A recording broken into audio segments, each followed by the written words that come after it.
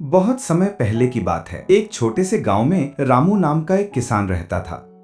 वो बहुत मेहनती और सच्चा इंसान था। हर सुबह रामू जल्दी उठता था। सफेद गमछा अपने सिर पर बांधकर, नीला कुर्ता और सफेद धोती पहनकर वो नंगे पांव अपने खेतों की ओर निकल पड़ता था। उसके खेत बहुत अच्छे नहीं थे, मिट्टी सूखी थी और बारिश भी बहुत कम होती थी। रामू चाहे जितनी भी मेहनत करे, फसल अच्छी नहीं होती थी।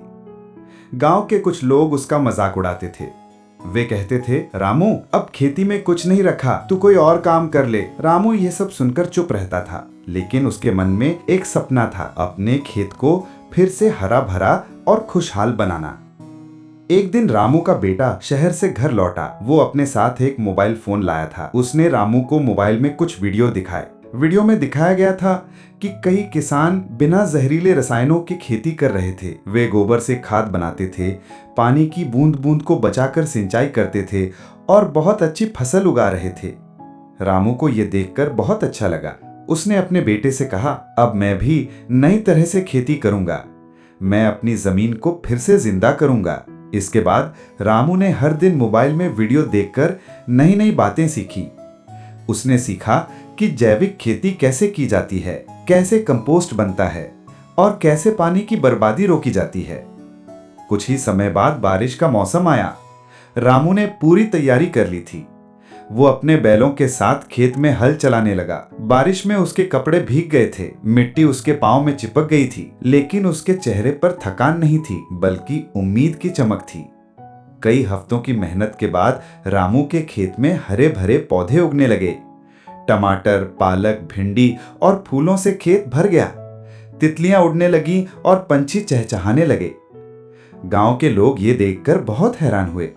वे रामू से पूछने लगे, अरे रामू, तूने ये सब कैसे किया? रामू ने मुस्कुराकर कहा, मैंने बस अपनी मिट्टी से प्यार किया और उसे जहर देना बंद कर दिया। अब रामू मंडी नहीं जाता था। लोग खुद उसके खेत पर आकर जैविक सब्जियां खरीदने लगे थे।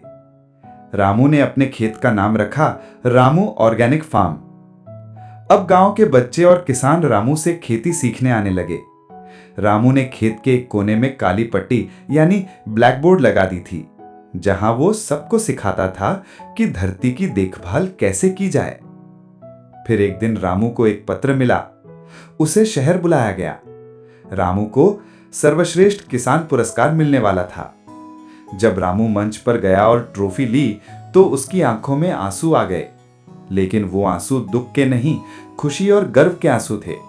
रामू ने सबके सामने कहा, अगर हम मिट्टी से प्रेम करें और उसे जहर न दें तो वो हमें सोने से भी कीमती फसल देती है।